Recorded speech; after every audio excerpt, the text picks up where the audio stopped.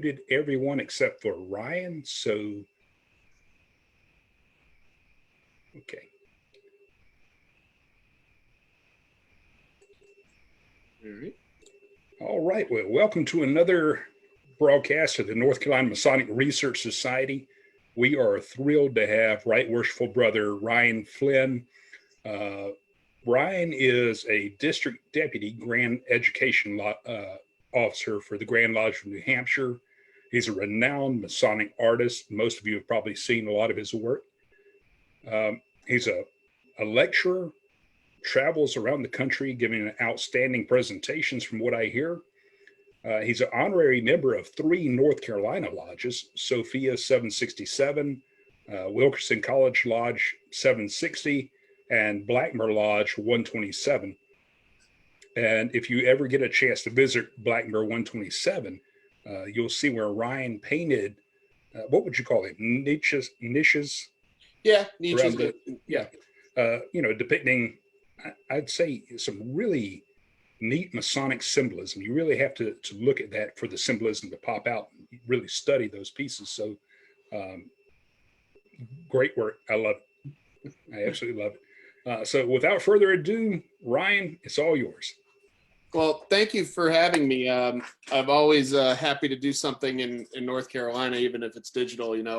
I'm a New Hampshire Mason first, but I've had such a warm welcome and such a phenomenal experience with Masonry in New Hampshire. I do really consider myself, in North Carolina, I really do consider myself a North Carolina Mason. So being able to do this is quite an honor. So thank you for having me. So I'm actually a full member of Blackmer Lodge too, by the way. So I have a dues card and everything from the Grand Lodge of North Carolina. I had such a phenomenal experience with those guys down there that I decided to petition, even though I was an honorary member. So it's also my escape clause in New Hampshire. In case I do something wrong, I can run. I'm going to share my screen here. Let me see. Permit me to get this going.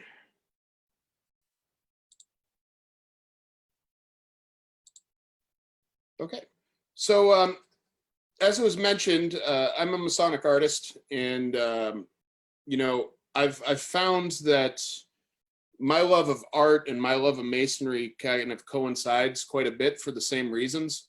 I love that idea of being able to. Nope, you can't see that. Hold on, we're going to change this. I love that idea that something's placed in front of us, and we have the ability to both interpret it and study it at the same time.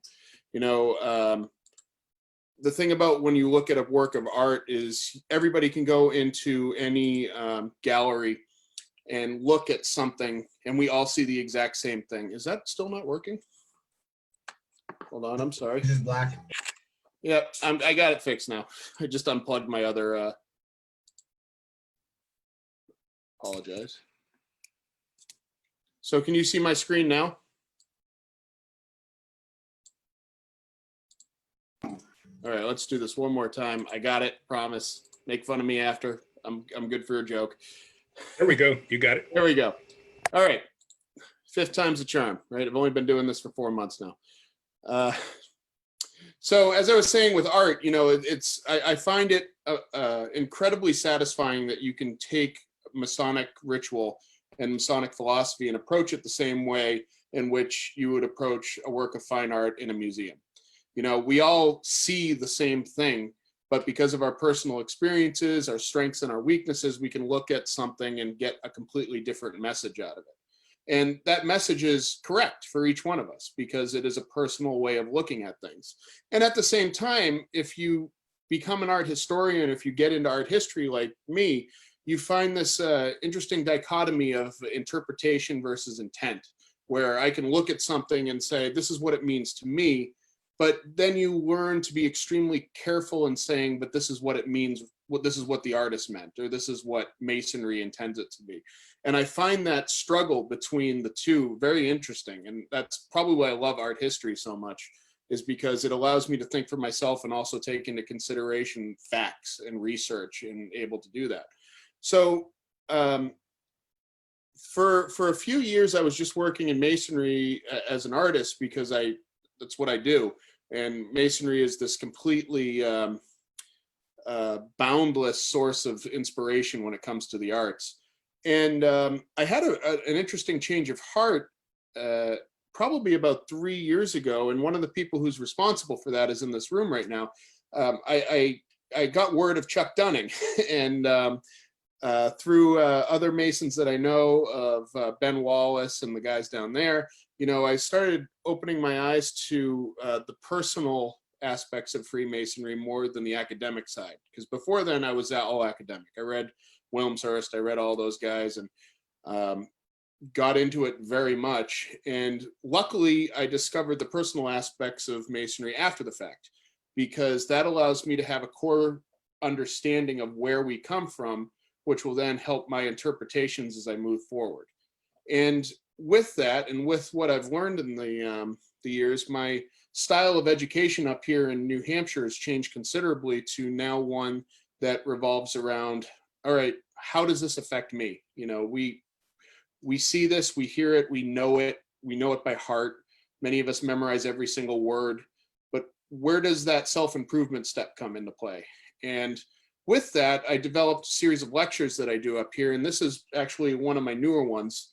I just recently did it for a lodge in Rhode Island, and they loved it, so I'm hoping that you guys do too.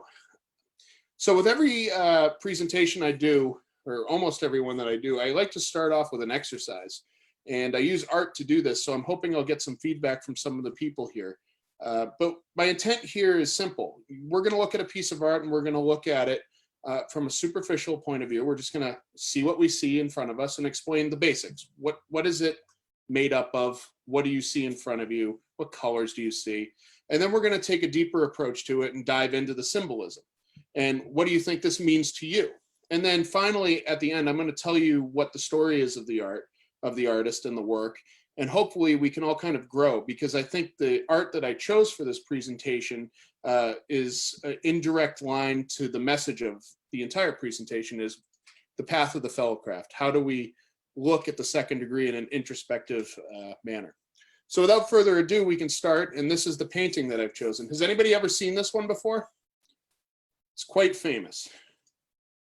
It's called Christina's World. It's painted by Andrew Wyeth, who was a painter up here in New England and Maine. So let's open it up. You guys can unmute yourselves for a second. What do you see in the painting? Let's not get deep, but like, what is the physical image in front of you? It's a lady laying on the ground looking at some barns. Yep. Okay. Yeah. She's in a field. She's lying down on the ground looking at a barn and a house. Yep. Anyone else? I think she's actually looking at the house, that being her home at that distance. And if I'm not mistaken, when Wyeth painted that, Christina is disabled. She's unable to walk on her own. Yep. So it's capturing that distance. What we would perceive as not really being that far, for her, it's almost unreachable. Mm-hmm. So you're skipping ahead, but yeah, that's the point of it. So we can look into the meaning of it. That's fine. So if we were looking at this superficially, those houses seem really far away, and they're uphill because of the perspective. And if you look over here, you can see that the tracks are going through very deep grass, and then this mowed area here. So she's in the wild almost. And if you look at the colors, for example, this is not a bright Van Gogh painting where bright colors are surrounded by everything. They're very muted tones. Almost everything here is painted with a color called Naples yellow, which is this lead-based yellow that's not very bright. Even the sky is a bluish gray as opposed to it, and her pink skirt is barely pink. The only reason it looks pink to us is because it's surrounded by greens, and that's a complementary color, so it makes it look brighter than it actually is. If you were to take Photoshop and select the color of her dress, it's very, very extraordinarily pink, like very small pink in it. A 60-to-1 ratio of white to red in there to make that pink. And there's a lot of brown and there's a lot of green in that pink as well. The story of the painting tells us, well, before that, I should say that what this does, what the artist is showing you is exactly what you said, brother, is, there's this great distance. She has to overcome this distance away from home, possibly, or whatever she's looking at, because we don't see her facial expression. We just see that she's kind of looking away and looking up the hill towards the house. So if someone were to see this in a gallery and not see anything, not know anything about the painting, that's probably what they would get out of it. Loneliness, despair, quiet, peace, calmness, that sort of thing. But Andrew actually painted this after visiting a farm, this farm here, and he met this girl, Christina, and Christina was born with this debilitating musculoskeletal system problem. And if you actually look at it for the first time, if you look at her arms and her hands and her legs, they're minuscule, they're very skeletal. Her bicep is barely holding on to her upper arm, and her fingers are very gnarled and jointed because of the pain and the arthritis which is in there. The story goes that Christina would crawl to her special place every day. She's unable to walk, so she would literally scoot her butt out the door, down the path, into the tree, into the tall grass, and just keep going until she got to her, for lack of a better term, sacred space. And there she would sit and relax and enjoy the outside. I believe she had a garden there, but I could be wrong. But that was her world. And that was the limitations of her existence, was going out of this home and getting to this other place, this secluded area where she felt something different from where she was in her home. And this is the point where Andrew paints it. He paints her as she's about to scoot home. And we can kind of guess that because if you look at the grass underneath her legs, the grass closer to us is already folded over. So he's showing some momentum here, and she's kind of crawling at the ground as she's starting to scoot herself back. It's an emotional piece, and for Masons, the thing that I want to point out to is this. She's facing an uphill battle. There's a winding road in front of her. And at the end is home. At the end is safety, comfort, a meal, a bath, and probably, most definitely, people who are loving her and being there for her to provide her for the needs that she can't provide for herself. I love this painting. It's one of the great masterpieces of the 20th century. And I hope that, maybe after this presentation, you guys take a step back and look at it. It's an amazingly emotional piece of art, and it's an emotion that's very hard to describe because it's both joyful and sad at the same time. You feel bad for this person, but you're also happy for her that she has a place like this. And I chose this painting for this reason. It's a perfect prelude to what we talk about in our middle chamber lecture. She's faced with her own winding staircase in front of her. It's this long path that she has to work down and struggle to get up. It is not going to be an easy path. There's going to be struggles that we can't possibly understand that she's going to go through, but they're there and she's going to do it. And more importantly, she's going to do it again and again and again because it's important to her. And I think that's a perfect prelude into what an introspective approach to the middle chamber lecture is. So with that, we're going to talk about the middle chamber lecture. And as I'm sure I'm speaking to the choir here, we're not in lodge, so there's certain words that I won't be saying. But I know that you guys down in North Carolina, for example, use Preston Webb. So your language and my language in New Hampshire are almost identical, actually. So with that in mind, here's a traditional tracing board that is presented to many different, or a version of this is presented to almost every candidate that's out there. Now, compared to Christina's world, this seems to have no emotion, no reach into our souls. It's very instructive, almost hieroglyphic, if you will, where the message is laid out almost as if it was written in stone. The wonderful thing about these kind of tracing boards is, yes, they give us the basic information that we need to do it, but the unfortunate side effect of that is, in most cases, we look for such structured imagery that we lose the personal connection to it. I'm very fortunate to know an artist up here right now who was talking to me earlier today, and he showed me his first draft of well, it's actually an entered apprentice tracing board, but it is magical, and I cannot wait for this guy to finish it. It is something I've never seen before. So, complete side note. But what I want to do is forget what we're looking at here. I don't want us to think about the structured middle chamber lecture as we do before. And instead, we're going to look at each of the things that we pass on this metaphorical path uphill to the Holy of Holies, or oneness with God. Because as all of us know in this room, you know, the middle chamber, or Holy of Holies, is literally the place where God physically existed in the temple. So let's begin. First of all, in order to kind of take an introspective look at what we're going to look at, let's look at the themes of the middle chamber. And I use this image on purpose. This is probably my favorite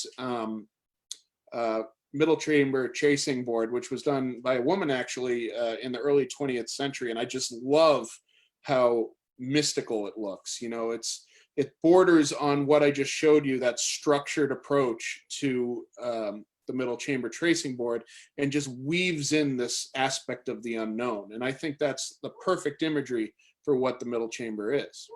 So if we were to look at the themes of the middle chamber and the lessons that it provides through the different sections, we can come up with some things that we need to strive for. First of all, it's a spiritually focused life. Second, it's a balanced but challenging lifestyle. It is a focused and learned approach to both learning and teaching.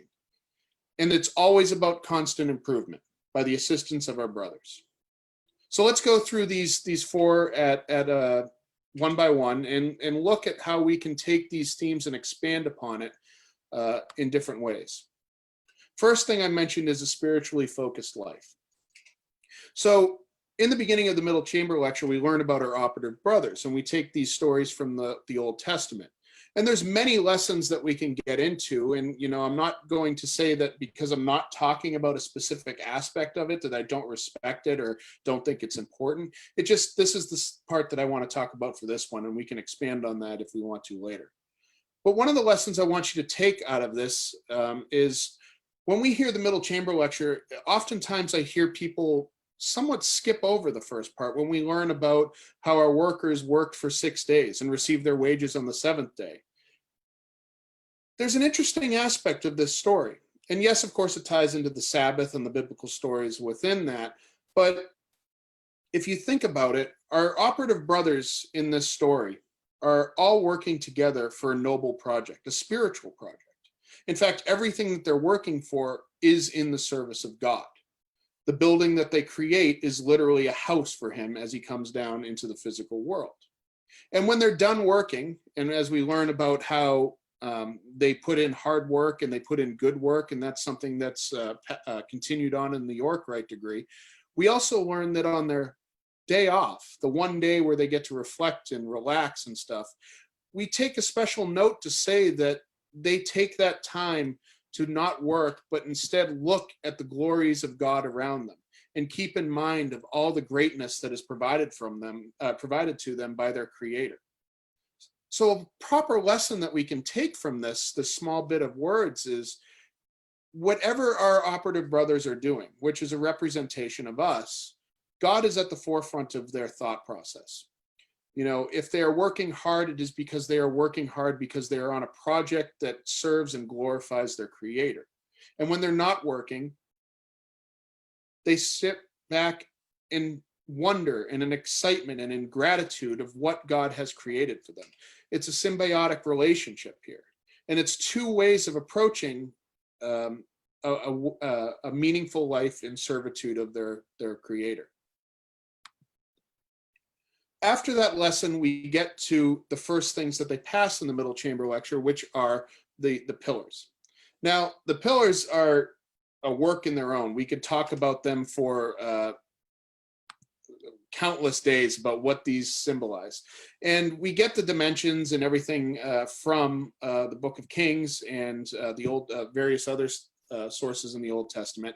And there's a lot that we're told about it. We're told the very specifics of how they're built. We know exactly how high they were. We know that they were cast hollow. And that's important. And there's certain things that are kind of redundant in the way that we describe these. For example, they were cast hollow. Now, it's interesting that we would bring that to attention because if you were to look at how bronze was cast back then and then take into consideration how big these columns were, it is physically impossible for these to be made in any other way than hollow. It just simply wouldn't work. I actually did the math like a couple months ago just because that's what I do, and figured out that, you know, even hollow with the dimensions from the Old Testament, each one of these columns would weigh over 23 tons. So it'd be most likely, if these are correct, they would have been cast in hollow sections of the columns. We're also taught that, you know, at the top we have capitals, which are ornated by 200 pomegranates and network and leaf work, and then these two pommels, which represent the terrestrial and celestial. We're told that that brings the universality of masonry. And that little line there is what kind of got me going on what on my take on what that message is. So the first thing is universality. Universality covers everything. It's not just about physical space. It's not about being on Jupiter and Earth at the same time. It's about all aspects of our inner self and how we work and how we live. When I paired that with some thoughts about you know, terrestrial and celestial, I did some research and, you know, asked around and got some thoughts around people, and it came up with this, which I found fascinating. The terrestrial, the Earth, in the past has been kind of linked to the idea of chaos, and it has this feminine quality to it. It's where we kind of, we possibly could get the Mother Earth aspect of it. So this is the place of earthquakes. This is the place of floods. This is the place of windstorms, fires, earthquakes, you know, volcanoes. The earth is something we cannot rely on all the time because it is ever changing. And at the same time, while it's this place of great chaos, it's also the place that we need to live off of. So we rely on being in this world of chaos to actually exist. The contrary to that in some of the ancients was that the celestial area, or what you will, we'll call it globe here, represents order. Because no matter what you do in the world, you could always look up and see that the planets moved in their usual arrangements, and it was this great constant in the world. It was such a constant that we could set all of our navigation to the world around it. And it never seemed to change. We would see comets and that sort of thing, but the fundamental order, which is above us, is always there. So we have these two pillars, which are chaos and order, which are polar opposites. And we have polar opposites other places too, like inundation and conflagration, fire and water. So we're seeing these two pillars that react in opposite to each other, which I find fascinating.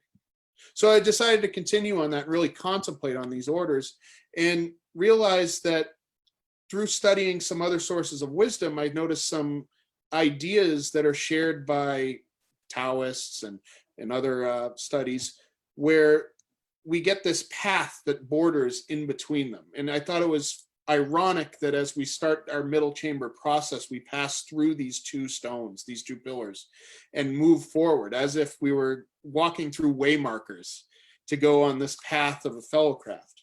And I ran with it. And this is where this path of a Fellowcraft comes. So in many cultures, and in my beliefs as well, the importance of a Fellowcraft for any person who is on the way to become truly enlightened, you have to walk a path in between these two. You have to border it and actually teeter on each side.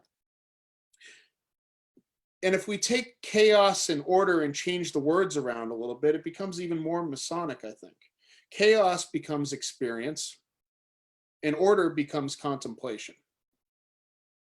And as we walk this path, this winding path, because as everybody who lives knows, especially in these times, you're going to get thrown some curveballs once in a while. You know, walking a path bordering on chaos is never going to be a straight line. But when something comes in your way and chaos is thrown in your way and somebody gets sick, you lose your job, you have a pandemic of COVID-19, the path all of a sudden will sway into chaos. And maybe an overreaction will pull it into order when you're finally way into your comfort zone and you're not really doing anything. But this path, this walking, this narrow path of bordering them is where truth growth comes. The best way I can explain it, and the easiest metaphor that I can share with you, is me teaching my 8-year-old how to swim. All right, so I taught her young because my wife and I were in a world of chaos when we saw our 3-year-old walk near a pool. Immediately, everything turned into panic, and we were worried that this girl was going to fall into a pool and drown in front of us, and we'd never be able to live with ourselves. So in order for us to back out of that world of chaos, we had to bring order into it. So swimming lessons. And for my daughter, it was the complete opposite. We were taking her from this world of order where she's outside the water. I don't have to worry about swimming. And I'm about to throw her in a pool. She's about to learn about chaos really quickly. So we'd go to the Y, and, you know, the first day I remember it, you know, I brought my daughter into the pool, and, you know, she was like 3.5 years old, and that clutch, like, you're not letting me go, you know, like, we're getting in the water. And she'd freak out, and she'd sit there, and, you know, I'd bob her around and, you know, try to make her more comfortable, and she wouldn't do it. But after a few times, she would become less chaotic in the water. She didn't want to just get out. She kind of enjoyed where she was. So we take the next step. Well, now it's not about holding her really close. It's about holding her away from you. You know, now she's, okay, I'm not as safe as I used to be. But at the same time, she's learning to get into the water and understand the situation and realize that it's not as scary as it is. And that process continues where, you know, all right, now I'm holding her by her hands and she's kicking on her own. Now she has floaties on and I'm not holding her at all. Now I lower the pressure of the floaties, and then finally the floaties come off and she's swimming. And it's that border, you know, like if I had approached teaching my daughter how to swim by literally throwing her in chaos and throwing her in the water, John Wayne style, it would have ended badly. And in fact, if I threw her so hard in without the opportunity to come back into order, she probably would be afraid of swimming for the rest of her life. You know, you hear about these people who fall in the water or get bitten by a dog at an early age, and they're terrified of dogs for the rest of their life because they've gotten to this so traumatic experience where they're just inundated with chaos that they don't have a chance to kind of contemplate on the situation and learn from it. And that's where it's important to walk on that path. So if we take this story as a metaphor, I'm not teaching anybody here to swim, hopefully. We'll do it if you ask. For a fat man, I'm quite buoyant. But if you take this into light, you take this into the Masonic path, our pathway, our upward staircase, and put light as the source of everything that we're searching for, you get this amazing metaphor of being able to challenge yourself in physical and spiritual ways in order to go up this pathway. But at the same time, it's very important to curve yourself back into order and learn from what you just experienced. So actually, if I didn't mean to click that, I apologize. So one other example of how this works is, you know, if we are ready to challenge ourselves in any sort of way, whether it be learning how to swim or learning a new language or learning how to paint or learning how to fix a car, there's these two sides to the learning process, and they need to be codependent on each other. First, I can explain, for painting, for example, I could explain to everybody in this room how to mix colors, how to stretch a canvas, how to prime it, how to sketch things out. And I will tell you everything from the comforts of your own home. And you will, in your head, be able to picture yourself painting the Mona Lisa because you've gotten all the instruction that you've needed to finally accomplish this. But when you take that paintbrush for the first time and put it on a canvas and you realize you don't know anything about how this works, you're going to fail, and you're going to fail often. You know, my key to becoming a good artist was I sucked for 10 years until I got good at it. And the point is, you strive to push yourself harder and harder, and you try to learn yourself. You go out of your comfort zone. And when you get out of your comfort zone and you make a mistake, or you get to a point that's so challenging that you don't know what to do, you come back into that order side and you contemplate on it. You take a moment to relax and identify what the problem is, what you did wrong, what you learned. And then when you're ready to push on again, you swerve to that other side and you push yourself again. And that constant backing and forth is what drives you to actually accomplish things in your life. The problem is people can be very addicted to both sides of this path, and they're both equally as damaging as the other. You know, I'm not a psychologist, and I'm not you know, I'm not someone who's trained in any of this, but the idea of, I had a friend of a friend whose sister would never leave her house because she was so afraid that she was going to get embarrassed. That was what her brother told me. And it got progressively worse as she got older, to the point where she needed medication and so on. But, you know, if we went over her house, she would lock herself in the room because she was so afraid of getting out of her comfort zone, which came out there. I didn't really understand this as a kid, but she's sheltered her life, and she missed all those years because she was so afraid of being in any way uncomfortable. And then on the other side, you know, I'm sure many of us have those friends who just refuse to not live in chaos. You have that friend who he refuses to get a new job, and he has a dead-end job, and he can't pay his bills. He's behind on his mortgage. People try to help him, but he just never takes that step to fix it for himself. He's just locked into this world of utter chaos to the point where he's just used to it and accepts it. But if he just had that moment to have a bit of clarity in his life and come over and seriously contemplate on things, then maybe perhaps he would look at things in a different way. So it's important that we both understand and admit both sides of the pathway as we move forward, so that we can grow both as a man and spiritually as well. So the next thing that we're taught is that we have a winding staircase. And I like to say in my presentations, when I talk about the middle chamber, the first thing that we need to note about the middle chamber and the winding staircase, it is a winding staircase. It is not a winding escalator. You have to take the steps and go up. No one's going to hit up for you and you're going to move up to the top and be enlightened. You know, I'm not going to tell you the secret handshake of a master mason or of a Fellowcraft, and all of a sudden, you know, poof, you're enlightened. It doesn't work that way. It's just a means of recognition. If you want to go up this staircase, you have to put one foot in front of the other and do it. And no one's going to do that for you. And that kind of alludes to the fact that when we become Masons, we're asked these questions to make sure that we're not doing anything that someone else is telling us to do, because no person can make you grow spiritually. It's not going to happen. You have to make that decision on yourself. I can't say you're going to be a better man tomorrow. And without you going, yes, I am, nothing will ever happen. So the first steps that we get to are three, right? And we're told that they represent the three steps of the three principal offices of the lodge, but more importantly, age, manhood, and youth.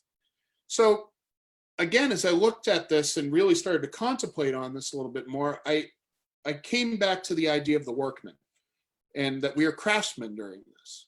And I thought that there's an amazing thing that happens when you become good at a profession, or when you become learned in any sort of practice.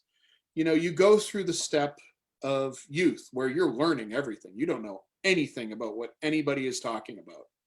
And then you get to manhood, and you've found the fundamentals, and you understand the fundamentals, and you put them to practice, and you work hard, and you get to be very good, if not an expert, at what you do. And then finally, you see this, especially in these old stories of, you know, like artists and sculptures and stuff, where you finally recognized as a master, the first thing that they do is start building a school and a studio where they teach their profession to the next person. So perhaps a way of looking at the three stages of man when it comes to something introspective is a lesson. We have to learn our craft, whatever it is. In this case, spiritual enlightenment, or just being a better person, whatever you think your path is. But we have to progress. We can learn all about it, but we have to put the hammer to the chisel and do some work with this if we want to progress through these ages. And when we finally get good, if we finally start feeling that we understand what we're doing to the point that we're comfortable enough to tell other people about it, in our old age and in our master mason, or master of our craft, it is our duty and responsibility of craftsmen to pass on that knowledge so that others can follow us in their path. When we go through the middle chamber lecture, remember, we never go through something where we say, okay, and then close the door behind you so no one sneaks up behind you. It's an open pathway as we move forward. It's expected that you're not the only person to go through this. So learn, work, and teach. It's a great way to look at things when you're going through. Learn something and pass it on. Be part of the movement of Freemasonry. And I think it's funny that we can tie this also into the three principal officers and the three principal and the three, the three pillars of Freemasonry. It takes strength to learn. You need to be able to be strong. You need to be able to push yourself to be excellent in what you do. And when you get good at something, you put your own personal touch on it. And it's the beauty of your work that prevails. I was talking to Michael Jasbeck, who many of you know, earlier today, and he had this amazing allusion to him being an electrician. And you could go into someone's house, and if you know who you're working with, you can tell who did the electricity just by how they twist the wires together. And I thought that wow, like that's something right there. That's really deep. It doesn't have to be a painting or a sculpture or a temple. It's just the way you work and how you apply it to your craftsmanship. Do good work and it will be beautiful in your eyes. And then finally, with the strength and the beauty of your work and your knowledge, you are given the wisdom, and that wisdom needs to be shared. So I found this really interesting that if you take this approach to looking at these three, they all tie together very neatly. And it's a great lesson in what we can do as Masons and how to push forward as we go along. Next, we have the five senses. So again, when I've seen this done so many times, the five senses are something that, again, it's just kind of passed over. You know, we just say, like, hey, you got five senses, you know, and we can tell each other we're Masons by, you know, using three of them. The interesting thing that I pull out of the five senses, and I invite you to kind of contemplate on this and think about it, but of the ones that we take above all else, which are hearing, seeing, and feeling, those are the ways that we take in knowledge and education. Tasting and smelling, of course, we use mostly for survival. If you really think of why those senses developed in humanity, you know, we learn not to, you know, you smell rotten meat, you know not to eat it. And if something's bitter or something tastes like it's wrong, you spit it out. You have these reactions that come automatically. But hearing, seeing, and feeling are ways to interpreting your surroundings. And I think that's interesting because if we take the concept of what I just said, and say that the progression of man teaches us to be students, teachers, and masters at the same time, then we need to be able to understand how to get those goals and how to get that knowledge into our lives, and then also to give it away. So hearing, seeing, and feeling are about gathering that information, seeing what's out there, bringing it into your mind, and using logic and other liberal arts, if you will, to figure out what's true and what's important. So another interesting way to look at this, and it helps you down this path, which I'm kind of talking about. We know we must gather light in multiple ways, in multiple dimensions. You know, there's many things out there that look like something, feel like something, but smell something wrong. You know, there's bugs out there that look and feel like a flower, but if you touched it, it would move around because it's a bug. You know, you need to use all of these different dimensions of input to fully understand what you're looking at. And that's another approach. So in other words, don't take something as simple as it is. If something's put in front of you, use your metaphorical five senses and really try to understand what you're experiencing and what you're looking at. Because when you broaden your minds and allow you to look at things that you probably wouldn't look at in a certain light, you're going to make your mind available to take in knowledge that you normally would shun away from. So again, broaden your mind, push forward. After the after the five, I actually deleted the slide. I apologize. We're taught about the orders of architecture. And I could get into that a lot. I've studied the orders of architecture quite a bit. And the only thing that I would actually point to that I would hope you would contemplate on is this. It goes kind of without saying that the Romans copied the Greeks. It's not as simple as that, but if we were to spread out art history for, on a timeline and got to the Greeks and then hit Control-C and Control-V would have the Romans with a couple of new, words. But it's an interesting thing when it comes to architecture, especially in Rome and especially in Italy, in fact, going all the way up to the Renaissance. The Greeks had very specific reasons why they put these orders of architecture together. They had esoteric meanings behind them. You know, the Doric column was based on the male perspective and the male identity. It's broader, it's stronger, it's less complex.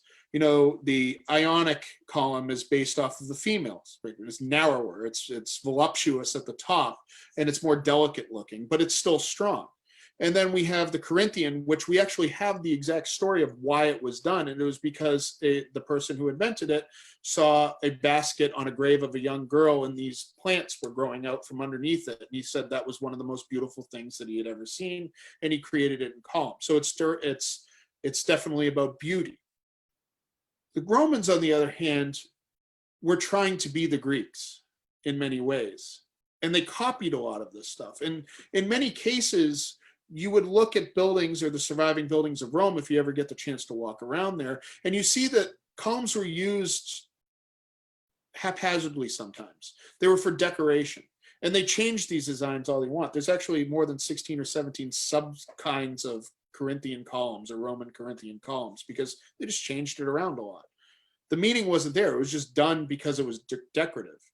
So this idea of saying to the Greeks rather than to the Romans that we owe everything to architecture, I think as we progress through this temple, which, as many people have alluded in their presentations, is the temple is a reflection of our own self. We are our own temples.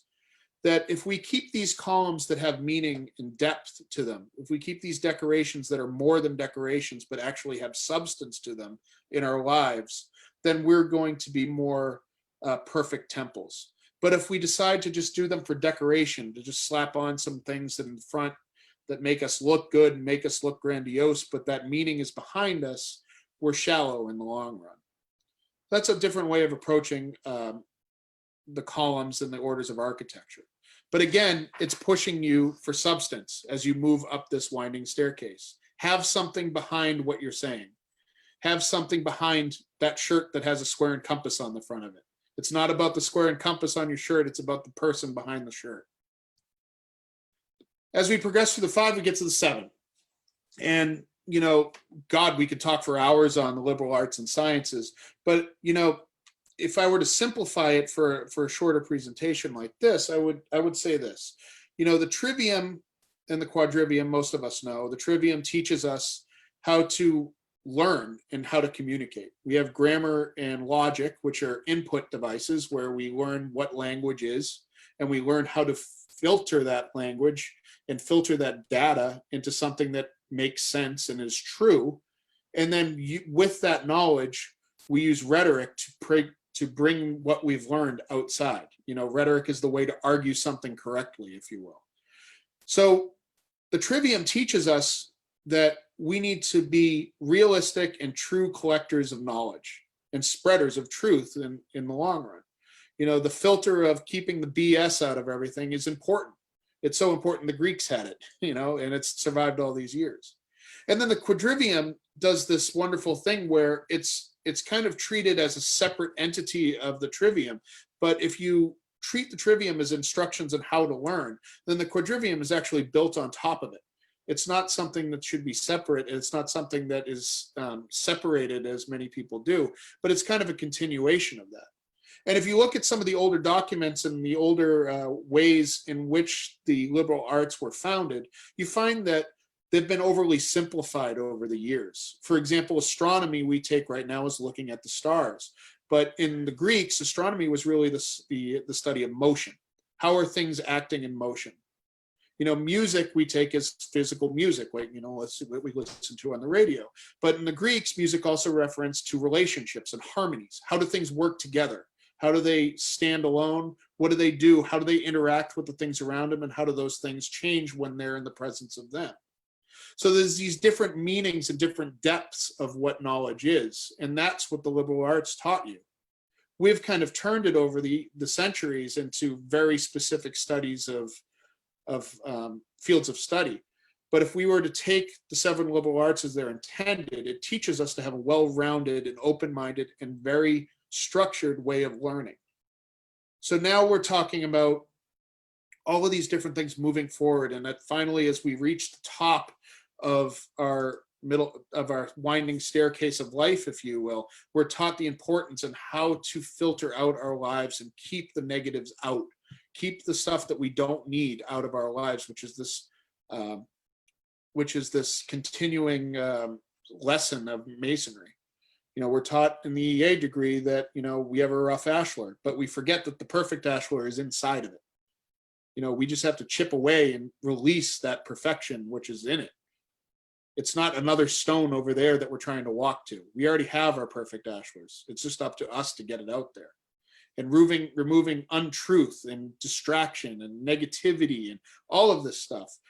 This pathway here, as I've kind of explained it, gives you very specific instructions on how to do that. So let's look at the 4 stages that I just talked about and reflect on chaos and order. Because as I said before, this idea of this balance, this life path that we must be on, we need to realize that everything that we've just been taught also fits inside of this pathway. So the first thing I mentioned is life is a spiritual endeavor. Well, an orderly approach to having a spiritual endeavor is meditation, you know, and you know, many people think of meditation as, you know, lotus position, fingers up in circles, and, you know, Gregorian chants behind you. And it's unfortunate because I've found through personal experience that every person has a different way of meditating and getting into that sacred space in their head and finding a place where they can clearly think and clearly relax and let the world slip away. My form of meditation comes with painting or listening to music. And it's not calming music sometimes. It's just, I have always grown up as a lover of music. I listen to every kind of music that I can think of. But if I'm in my studio and I'm painting and I'm listening to music, I can guarantee you I'm having some of the most profound thoughts of my life in this room that I'm in right now. And it's not lotus position. First of all, I'm too fat. I don't think I could actually get into that lotus position. I don't want to call my wife for help if I get stuck in it either. So we're just going to take that off the table right away. But find that space where you can get calm and relax and figure out what things are with you. And the chaos side of living a spiritual endeavor is you need to be open to seeking and being exposed to these new sources of light. I'm not saying change your religion. I'm just saying that there are ways that you can look at certain things in a different way that will challenge the way you think about your own spiritual self. And the immediate response for many people is, I don't want to talk about that, or that's wrong, that's a sin, you know, that's heresy, that sort of thing. And I'm not telling you to go become a Wiccan priest if you're, you know, like a devout, you know, Catholic. I'm just saying you need to be able to open your mind a little bit and be willing to not look at things in a negative light right away and challenge your beliefs. Because by challenging your beliefs, you're going to actually discover what you truly believe in. The next thing we talked about is a balanced approach, which we're kind of experiencing right here. You know, be willing to get out of your comfort zone. My best allusion to this that I can think of is I have a friend who lives very far away and probably has told me about 50 or 60 times over the past 20 years that I've known her that she has no idea how to change a tire. And 4 months ago, lo and behold, she got her first flat tire and she had no idea what to do. So she called me, and I'm 1,000 miles away from her trying to explain what a lug nut is. And, you know, it was a challenge. But if she had just finally said, I'm going to get out of my comfort zone and go figure out how to take my tire off my car and put on a new one, then that whole situation never would have happened. She just lacked that I don't want to call bravery, but she just lacked that gumption to just get out there and be vulnerable and realize that you're probably going to make a mistake, but you're going to learn in the process. So you need to be able to get out of your comfort zone to experience these new things, because you're never going to get them if you're not doing that. And on the other side, with the order, of things, you need to take time in everything that you do to take a step back and assess what has pushed you, what has bothered you, why is this affecting my life in a negative or positive way, and really truly reflect on it. Is this important enough to keep bothering me? Is this something that gives me joy enough that I want to keep it in my life? Is it a superficial joy, or is it something that really truly makes me grow? You can't do that while you're putting out a fire. You know, no fireman is ever going to be thinking about, you know, baseball practice as he's running out of a burning building. You know, you have to find the right time and space to really contemplate and to really fight a fire. So then we talked about learn, perfect, and then teach. So the order, you know, you need to be, from an orderly side, you need to be able to sit back and realize what your skills are. You need to look at things in a realistic point of view and truly contemplate on what your weaknesses are, what your strengths are. How are you going to use these two in your life? Are you going to let these two define you? And on the other side, with the chaotic side of this, you need to push yourself and strive for goals that are not easily obtained. Find your weaknesses and hit them head on. If you're afraid of heights, climb the Eiffel Tower, go bungee jumping, do something. Get out of that comfort zone, and then you're going to realize that maybe things aren't as bad as you are, or maybe you're going to realize that you truly are afraid of something, and that's okay too. But you can't just assume that things are going to be the way they are for the rest of your life. You have to push yourself if you're going to grow. You know, approach things on many layers, like the columns. You know, from the orderly side of things, you know, yeah, you know a lot of information. Everybody here has a foundational knowledge on many things. And it's important to trust that knowledge that you do. Be willing to say when some sort of chaos or some roadblock comes in your way, be willing to find a foundation in what you know. Use your strengths to make good decisions. You know, don't be erratic. Trust your knowledge, trust your experience, and make good decisions. And on the other side, we need to realize that we do not know everything. And that maybe that person who is an EA for 10 minutes on the other side of the lodge has something profound to say about this degree that you've never thought of. And that just because he's been a Mason for 10 minutes doesn't mean he's your equal, that he's not your equal, because he is. It's about shedding that ego sometimes when it comes to approaching things on multiple layers. I don't know everything. You don't know everything. I don't know anything, really, if you think about it. So approaching it like that will allow you to grow again and again, move up that staircase towards the spiritual enlightened self, which is waiting for us at the end. And then finally, study and understand your world. From order, we need to be safe. We need to question what is brought in front of us, question new information, use those trivium and quadriviums that we learned about, and question things using intense scrutiny and logic. Facebook, don't post something because it looks cool and say that it's fact, you know, that sort of thing. And on the other side, with chaos, study things you don't know. Get out there. It's easy. We live in the world of information. And importantly, don't walk into a subject where you look at it saying, this is wrong and I'm going to prove it wrong. Walk into things freeing your mind from that order and say, I'm going to learn something new, and approach it that way. You know, we've all had those people, you know, I had a professor in college that, you know, it was like, I walked into class as this freshman in college, man, I know more than this guy. What is he he's going to teach me about art history. I know who Michelangelo was, you know, that sort of thing. And then they teach you things that you've never even thought about. You know, it's that realization that by going out of your comfort zone and realizing that I don't know anything and applying that to the way you input data, it's monumental, because that new attitude allows you to soak up so much more when you do it. And finally, you know, with your goals in life, we can apply this border one more time. You know, take time to assess what has pushed and bothered you, you know, but at the same time, be willing to get outside your comfort zone to approach these goals. If you're going to make this goal, you're going to have to get out of your comfort zone no matter what. Your fears, we kind of talked about it earlier. we look inward to discover, why do I have this fear? Why am I afraid of dogs? Why am I afraid of swimming? Why am I afraid of heights? Heights, there's a pretty good reason. They're dangerous. But is it something more than that? And then get into that chaos zone and face your greatest fears head on.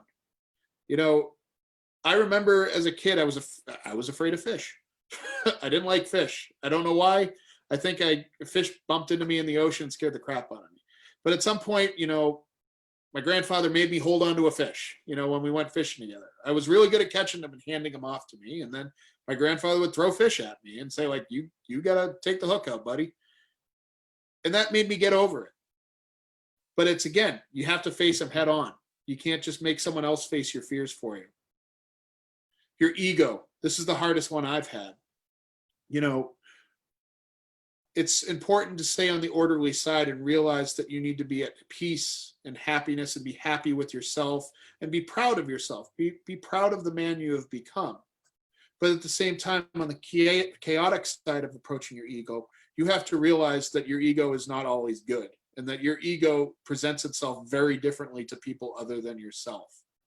And you need to be not afraid of what people tell you if they truthfully tell you about how you're acting.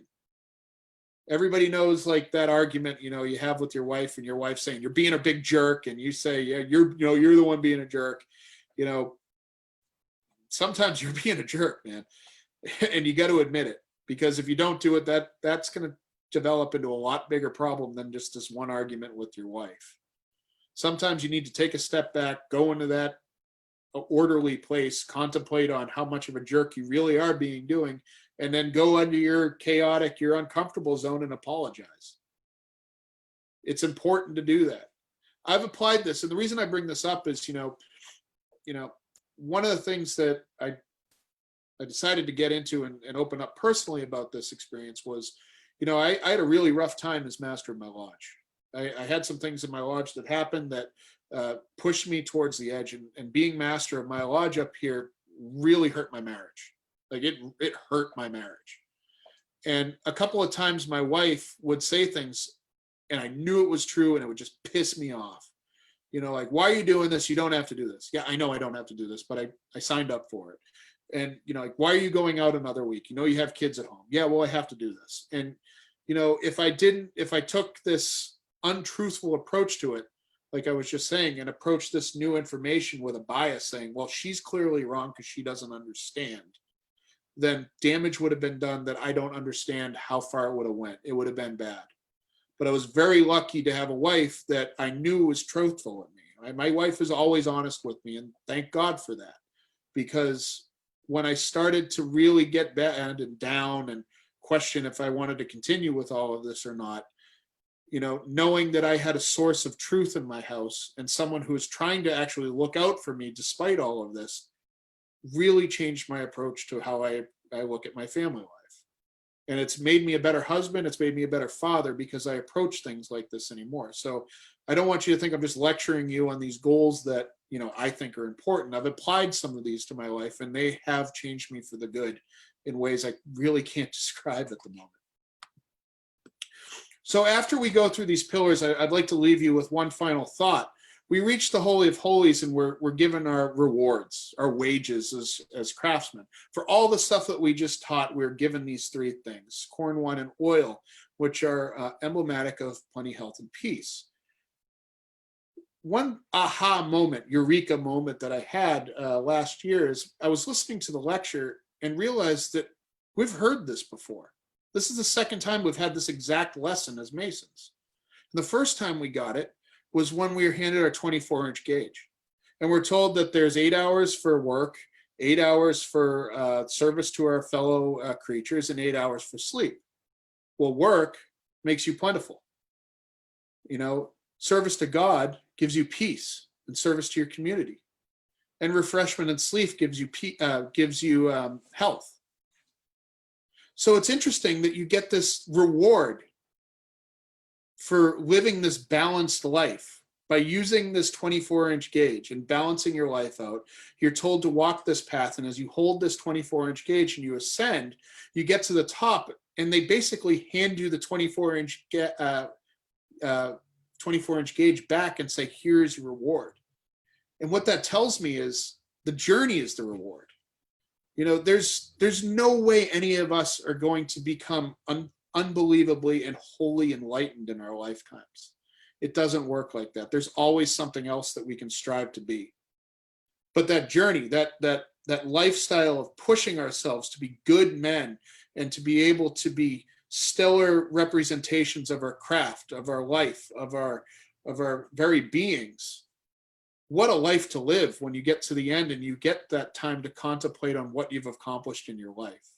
So the lesson that we get in our wages is that the wages have always been with you this whole time. We're just showing you them in a different way. And it's my favorite lesson I get out of the middle chamber lecture now, because when I hear it, it really makes me think of, yeah, you know what, this is worth it. It's going to be different for each one of us, but for me, it's going to be worth it. So as we progress through our degrees and we come out of the middle chamber lecture, we're taught about how we're recognized as a Fellowcraft, and we go on to the next thing, and we eventually learn the great moral of the Masonic journey and why we do all of this. And we expound upon the meanings of what the middle chamber is and what we've reached and why we reached it and what we hold dear. We learn about our working tools in a different way. What happens when we use our 24-inch gauge and common gavel in a way that we're not supposed to? What happens to ourselves? And these lessons kind of progress as we move on. I don't want to get into the Master Mason degree right now, but I mentioned that just so hopefully you can take this back and kind of think about it as it progresses into that next realm of consciousness as Masons. So as I said at the beginning of this presentation, this is my own interpretation of it. I've been working on it for a little while. I've been trying to put it in practice. It's very, very hard. It's worth it though. It really is. And I hope you guys take something out of this and kind of bring it back into your own lives and expand your minds a little bit and become a little more peaceful on the inside. So thank you guys for having me. I hope you enjoyed this. And if you have any questions, I'll turn off my screen and we can kind of talk about it. Ryan, that was fantastic. I really, really enjoyed that. And brothers, if you have a question for Ryan, just unmute yourself. For the brothers on Facebook, we've got about 34 of you on Facebook Live. So if you'll type a question into the comments, I'll be happy to share that with Ryan.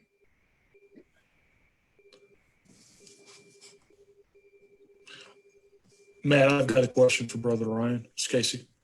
Hey, Brother Casey, how are you? Fantastic, brother. Excellent presentation.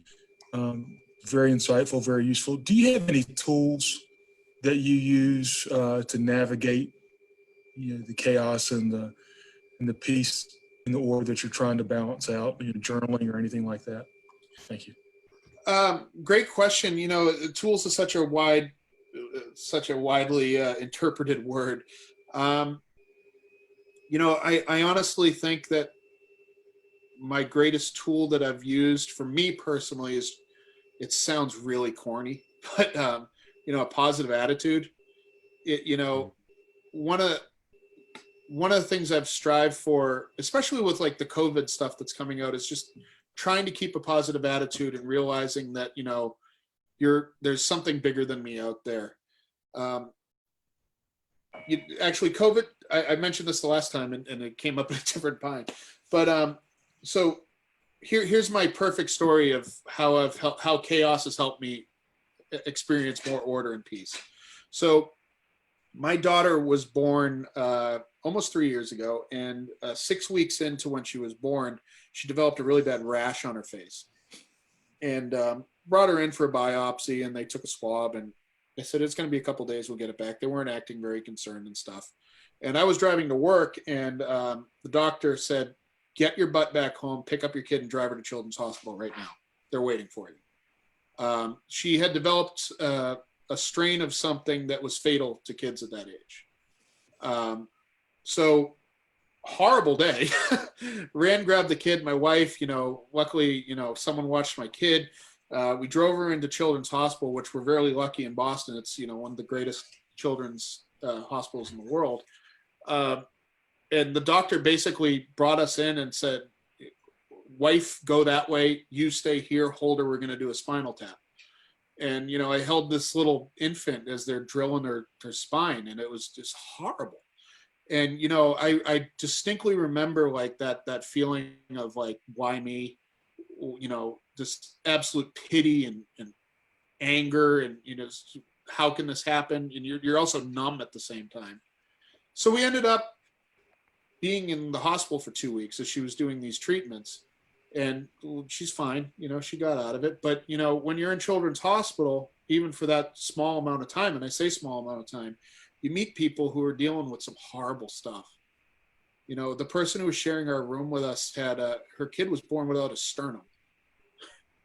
And you're just like, they fixed them, which makes me go like, all right, I get A, I get C, you fixed them. I want to know how, you know. But, you know, I remember going down to the cafeteria while my wife was taking a nap, and I was talking to this woman whose kid was never going to leave.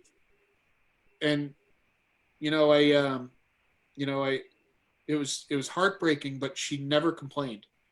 She, you know, she'd talk about like how the doctors were amazing people and how amazing this place was. And then when COVID happened, you know, I had these friends who were just like, they're really smart people, and they're just complaining about everything about this. Oh, I got to spend time with my kids, and I got to teach them. And the first thing that came to mind when that all happened is that woman, and me saying, hey, sorry, lady, you're going to have to take your kid home for 4 months and be with them 24/7. And I thought that was heaven for that woman. Yeah. So how dare I complain about stuff like that? And it's just that kind of, you know, a positive attitude is, but realizing the bigger picture and really thinking about something before you react to it, it helps me change it. And that's probably been my biggest change in philosophy, you know, my own philosophy over the last 3 years. Like, I honestly don't sweat the small stuff anymore. And I don't, you know, I used to be one of those guys, political post, you know, like that. You all are stupid, you're sheeple, you know, that sort of thing. And I'm just like, what did that bring to my life, you know? So, you know, I don't do it anymore. And it's removing that aspect of your life and chipping away that part of the ashlar, and, you know, reminding yourself to be grateful for whatever you got. It makes you happier, man. It really does. Yeah, for sure. You know, I'm not saying that if something bad happened to me now that I wouldn't react the same way, but Yeah. right now, with all that's going on, I'm in a good place. If I lost my job tomorrow, I'd still be in a good place. It wouldn't be spending much on booze, but, you know, I'd be in a good place. And that's probably my biggest tool that I would say I've learned. Cool. Thank you. Hey, Ryan, I got a comment for you. I think that's spot on. And I think that by you opening up with the painting of the woman in the field is a perfect example of what you just talked about, in the sense of that as we travel through life, it's not necessarily the destination we're trying to get to, it's the journey that we endure. And I think that when you look at that painting, you know, everybody takes in a different component of it. It takes them to different places. You know, some people are into the architecture of the building, some people are into the beauty of the woman, some people are in awe as the size of the field. But when you're talking about the Fellowcraft degree, you know, you've already started your EA. You're getting to meet a lot of new people. You're soaking in a lot of different pieces that have never been revealed to you before. And the Fellowcraft, just like we all, you know, I remember being in high school and being a junior and thinking about how great it would be a senior. And when you're a senior, you kind of look there and you say, hey, I run the campus, I do this, you know, this is the year I enjoy. I sit back and reflect upon how I've done in my high school year. And you also have regrets because you feel like that, you know, you've come to a destination. And a lot of us have the opportunity to go on and endure other journeys. So I absolutely think that painting that you put there provides a lot of that story as us as Masons, that we just can't look at one spot on the painting. We just can't think about one concept of the overall piece, and that we have to look at all the possible journeys we have before us and and I love your point about Children's Hospital. We got to keep an optimistic mind about how we endure that journey. How do we get and share that portrait with people, the different things we see. So awesome presentation. Thank you very much. Thank you, brother. Yeah, you know, I another example of that, it actually came out in the book, and I know he's a senator, and I'm not pushing a political agenda here or anything like that, but Dan Crenshaw's book, he gets into that a little bit. He's a Republican senator. He's also a former Navy SEAL. If you don't know him, he's the guy with the eye patch. He got blown up in Afghanistan, in Baghdad. I think it was, no, Afghanistan, And he talks about, he's lying on the stretcher. He doesn't know what's going to happen to him, but all he can think of is, I can't complain. And he thinks about his mother, who took like 7 months to die from cancer, and she never complained. And he's sitting there and he's saying, like, yeah, I got dealt a bad blow, but there's people who have survived worse and who have put up worse and done a better job of dealing it than I can. And he calls the book Fortitude too, which is just like, okay, great, we can talk about masonry. I tend not to bring him up because it's political, but it's the same kind of thing. There's always someone who has dealt with worse when you approach everything, and if you keep that in mind, it gives you a little bit of strength to get through some stuff. That was fantastic. And Ryan, thank you again. I'm sorry, I was looking at somebody, Brian, on this other screen. Ryan, thank you again. I do want to say I will never look at the painting Christina's World the same again. And what's funny is that's one of my favorite paintings. I think Wyeth and Edward Hopper are two of my favorites. But whenever I picture that mentally, my mind, for some reason, I picture a set of crutches in the grass next to her. And then I look at the painting and think, oh, it's not there. Yeah. But something in my mind just says she needs that, or that should be there. I was just a funny aspect of that painting. I don't know if you guys have Blue Man Group around you guys, but they do this scene in Blue Man Group where they, they're mimes and they put someone up on stage and they do this little thing where they're eating at a table and they embarrass the girl or the guy and they're just having fun. And Christina's World's behind them on the wall. And at one point they pick up a vacuum cleaner and they start sucking the food off of each other's plates in this little like dance that they do. And the guy in the middle gets pissed off and he looks at the painting and he takes it up and he sucks Christina out of the painting and you never see it coming. It's like a stick-on. And I, as the art guy in the audience, like I snorted laughing so hard when it came up. So there's the lighter aspect of that painting, but it was pretty funny. All right. Well, brothers, Ryan actually has another presentation next Monday that sounds really fascinating. Ryan, what is the name of that presentation? I might butcher it if I try to say it. How to bring education into your lodge without even trying. I think that's fascinating. If you're dissatisfied with the education in your lodge or lack of it, this is probably a good way to figure out how you can be the change or the catalyst for that. So I'm personally looking forward to that. I think it'll be a fantastic presentation. And sorry, brother, I did just see a question. I apologize. I didn't see it earlier because I was sharing my screen, but if you don't mind, I'd like to answer it. Brother Trey asked if it was lost cast waxing. I assume he's talking about when I was talking about the casting of the pillars. Yeah. So we don't know quite a lot about how they were done back then, but we have a pretty good idea because we can trace how casting was done after the fact, and it had to have come from a source. So it's not technically lost cast waxing, but it is the same idea where you create a void with something that can be removed. So most likely the way that the pillars would have been cast was a cavity would have been made in the ground that was the shape of a section of a part of the column. So they would make that out of clay, they would make it out of wood or something like that. But basically you'd find the clay grounds and you'd set this big piece of molding into the ground. Then you would take sand and you'd pack it around in the sand and you'd build it up until it gets to the top, and you would then groove. You would cast many of them at the same time, so there'd probably be like 6 or 7 of them there, and you basically channel grooves in the surface so that you can act as a river for the molten bronze. And bronze is a light term. Bronze, what we think of as bronze and bronze of that age is not the same. But then in a large vat, it would have been heated and mixed and then poured onto the ground and kind of scraped into these these holes in the ground.